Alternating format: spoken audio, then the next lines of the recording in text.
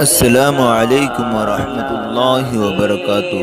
ناظرین، اگر آپ ہمارے چینل میں نئے ہیں تو ہمارا چینل یس سر چینل کو سبسکرائب کریں اور بیل آئیکن کو دبائیں تاکہ نئے نئے ویڈیو اپلوڈ ہوتے ہی آپ تک نوٹیفیکیشن کے ذریعے پہنچ سکیں۔ جزاک اللہ۔ آزادی کا 77واں دن منایا جا رہا ہے۔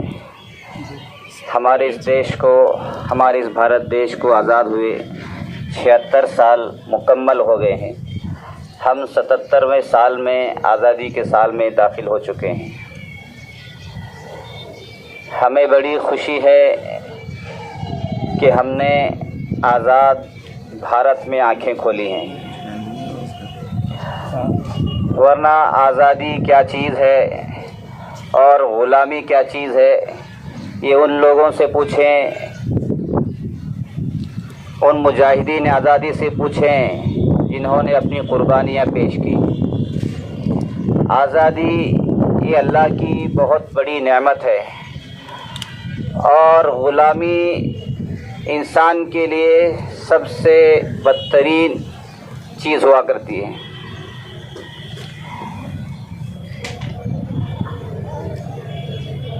آپ اللہ کی نبی کی احادیث کے اندر بار بار تذکرہ سنیں گے، اگر کسی سے کوئی خطا ہو گئی، اگر کسی کو کوئی کفارہ دینا ہے تو اللہ کے نبی اپنے غلاموں کو آزاد کرانے کا حکم دیا کرا کرتے تھے، اس لیے کہ غلامی ایک بدترین چیز ہے انسان، اور انسان آزاد پیدا ہوا ہے، وہ کسی کا غلام نہیں رہ سکتا۔ عرب ممالک کے اندر غلامی کا بہت دور تھا۔ اس وقت غلاموں کو خریدا جاتا تھا، بیچا جاتا تھا، اس انداز کا ماحول تھا۔ لیکن جب عرب ملک میں اسلام آیا ہے، اسلام نے ان غلاموں کو آزادی کی راہیں تلاش کی۔ جب اللہ کے نبی کی پیدائش ہوئی تو ابو لہب نے، جس باندی نے آ کر کی اطلاع دی کہ آپ کے یہاں ایک لڑکا پیدا ہوا ہے، تو اس نے خوشخبری میں اپنی اس باندی کو آزاد کر دیا۔ یعنی یہ جو غلامیت کا جو دور تھا یہ بہت پرانی رواج تھی، پرانا رسم و رواج تھا۔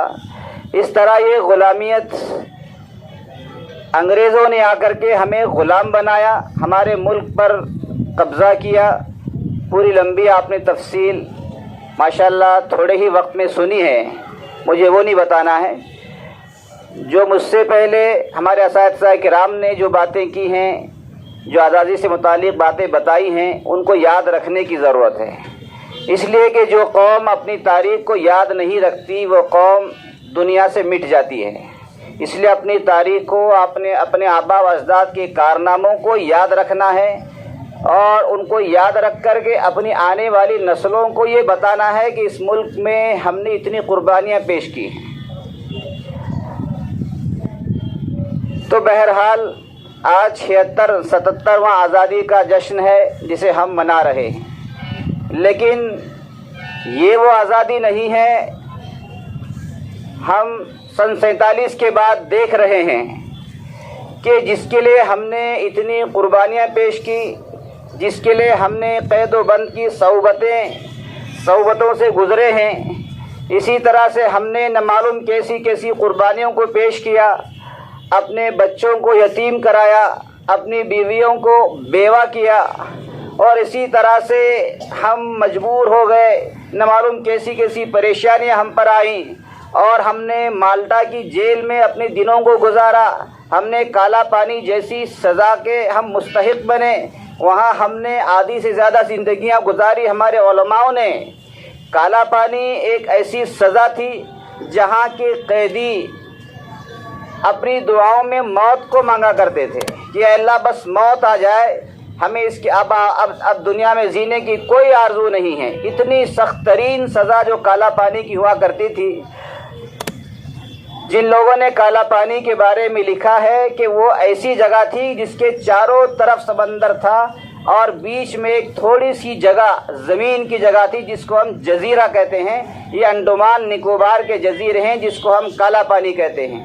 جو قیدی جو علماء کرام اور جو ہمارے قائدین تھے اس وقت کے مسلمان تھے، جو انگریزوں سے ٹکر لیا کرتے تھے، انگریزوں سے مقابلہ کیا کرتے تھے اور ان کے پیچھے بڑے بڑے مجمع ہوا کرتے تھے، جن کی ایک بات پر پورا بڑا مجمع کھڑا ہو کر کے انگریزوں سے آزادی کے لیے لڑا کرتے تھے، جہاد کے لیے لڑا کرتے تھے، ایسے لوگوں کو کالا پانی بھیج دیا کرتے تھے۔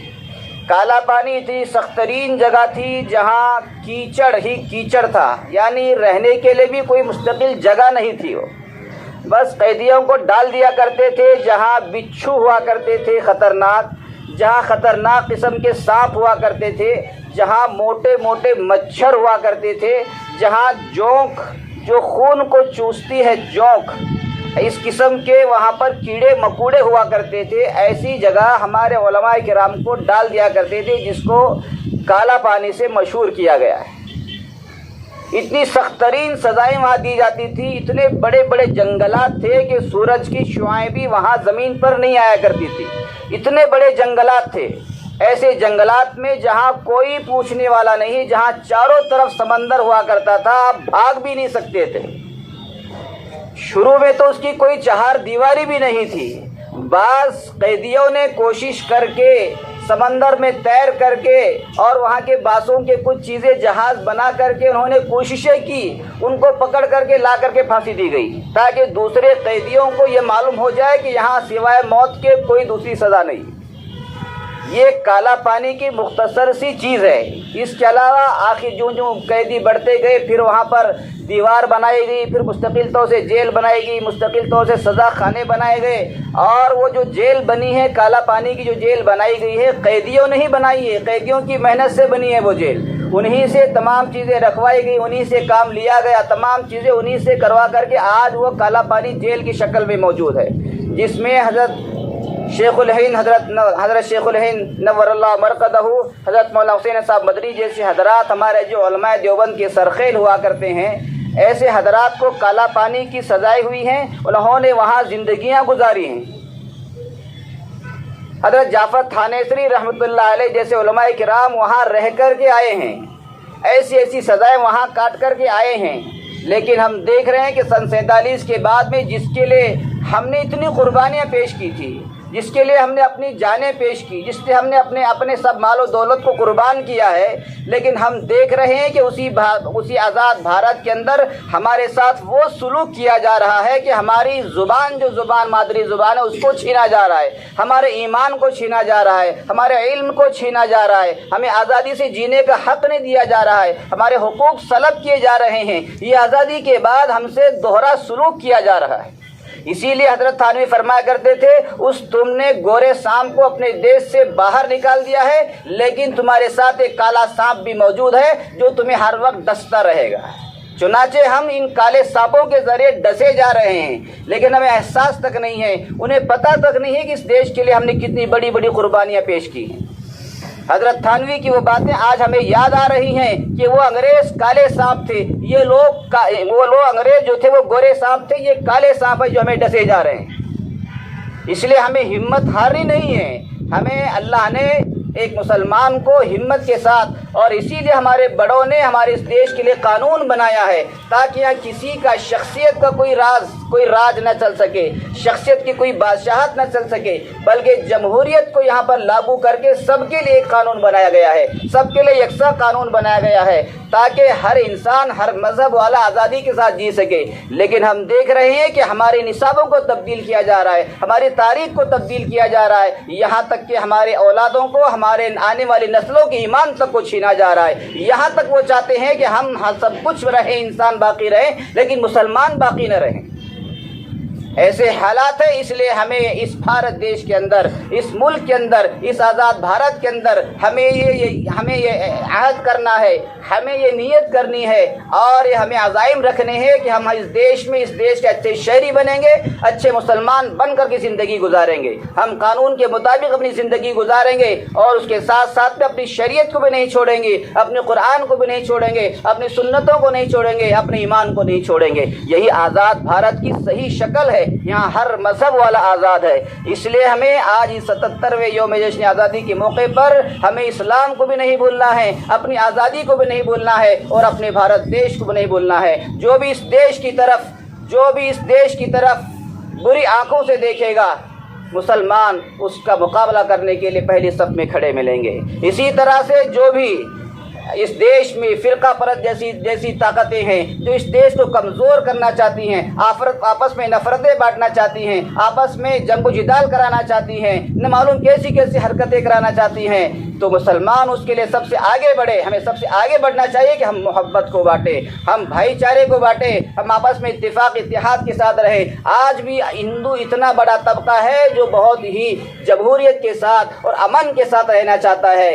چند لوگ ہیں, مٹھی بھر لوگ ہیں جو فرقہ پرستی کی وجہ سے آپس میں نفرت بانٹ رہے ہیں, آپس میں دشمنیاں بانٹ رہے ہیں. اس لیے ہمیں اس نفرت اور دشمنی کا جواب محبت سے دینا ہے, شفقت سے دینا ہے, اکرام اور احترام سے دینا ہے. ہمیں قانون کو ہاتھ میں نہیں لینا ہے بلکہ قانون پر عمل کرتے ہوئے زندگی گزارنا ہے. جس طرح سے وہ لوگ خوشیاں مناتے ہیں یوم آزادی کے موقع پر, ہمارا حق یہ ہے کہ ہم ان سے زیادہ خوشیاں منائیں.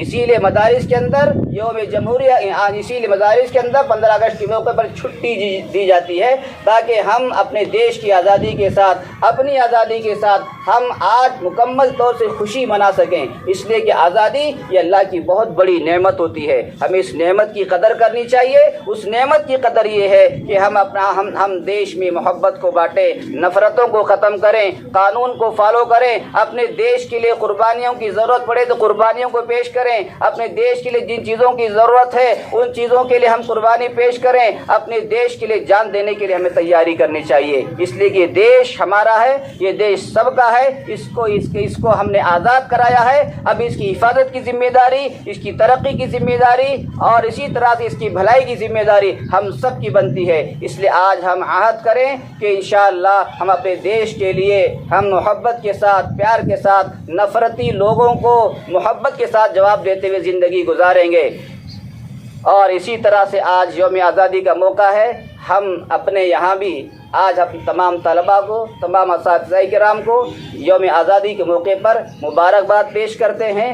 اللہ ہم سب کو دیش سے محبت کے ساتھ اور قانون کے ساتھ جینے کی توفیق نصیب فرمائے, اور اسی طرح سے نفرتوں کا جواب محبت کے ساتھ دیتے رہنے کی توفیق نصیب فرمائے. اور اگر کبھی ہمارے دیش کو جان کی, مال کی قربانی کی ضرورت پڑ جائے تو ہم اس کے لیے بھی صف اول میں رہیں گے انشاءاللہ, اور ہمیشہ رہتے رہیں گے. اللہ ہم سب کو عمل کی توفیق نصیب فرمائے, اور ہمارے سب مدارس والوں کو, پورے دیش واسیوں کو, ہندوؤں کو, مسلمانوں کو, سکھوں کو, عیسائیوں کو, سبھی کو آج 77ویں آزادی جشن مبارک ہو.